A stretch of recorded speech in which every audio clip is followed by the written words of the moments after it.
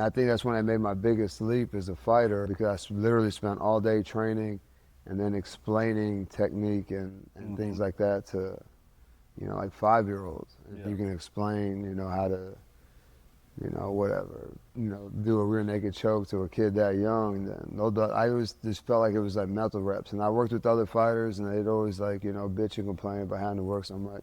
I'm like, dog, the reason why you fight is because you don't want to do nothing else. Yeah. So be happy for the opportunity that you have, that you can do, the one thing that you're good at and be able to make a living. So I was always like grateful and thankful and appreciated my opportunities.